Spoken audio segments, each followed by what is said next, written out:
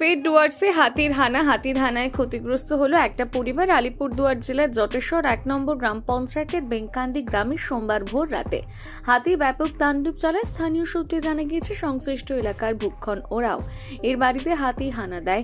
ঘরের দেওয়াল ভেঙে ঘরের ভেতরে থাকা বাইক এবং একটা স্কুটি ক্ষতিগ্রস্ত করে পাশাপাশি ঘরে মজুত রাখা ধান সাবার করে দেয়। এদিকে ভোর রাতে সবার অলক্ষ্যে আচমকাই হামলা চালায় বুনো হাতিটি।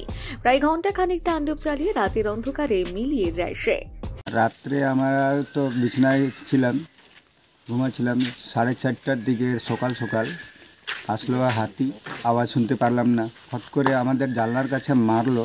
তখন আওয়াজটা হলো, তখন সাথে সাথে ভাঙিয়ে দিল আর সুটটা ঢুকাই দিল।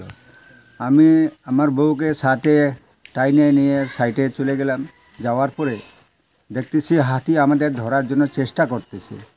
তখন আমরা সরার সাথে সাথে তাও মানে না হাতিটা। তখন আমার কাছে একটা বড় তারওয়াল ছিল, মাথার দিকে রাখছিলাম। ওই তারওয়ালটা যখনই টানলাম তখন ও সুটটা টাইনে নেওয়ার পরে দেখা যাচ্ছে হাতিটা আবার মারতেছে ওয়ালটাকে এমনভাবে মারলো যে ওয়ালটা সম্পূর্ণ ভেঙে গেল। ঘরের বাটাম টাটাম সব ভেঙে গেল, কোনো কিছু রাখলো না।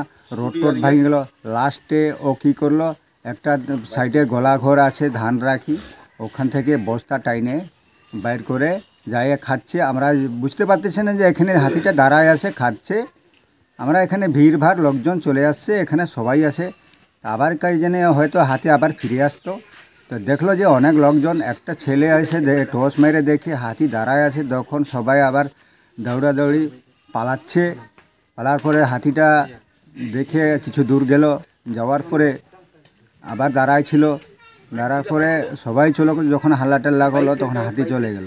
কিন্তু আমরা খুব ভাগ্যর জন্য, কপালের জন্য আমরা বাইচে আছি, এইটাই আমাদের ধন্যবাদ। এখন আমাদের ডিপার্টমেন্ট থেকে এই যে আমাদের এতগুলো ক্ষতি করতেছে, এগুলো এখন কী চিন্তা ধারণা করে। আর আমরা যখন এই ফরেস্টে যাই, মাল টাল যদি কেউ কাটে, লাকড়ি কাটে, তাও কিন্তু ওরা অবজেকশন করে। আবার এই কিছুদিন আগে বলছে যে ফরেস্টে ঢুকলে ক্ষতি হবে, খুলে আমাদের কোনো দায়িত্ব নাই। কিন্তু আমাদের গ্রামে যখন আসতেছে হাতি আর ঘর টর ভাঙতেছে, এখন এই ক্ষতিপূরণটা কারা দিবে?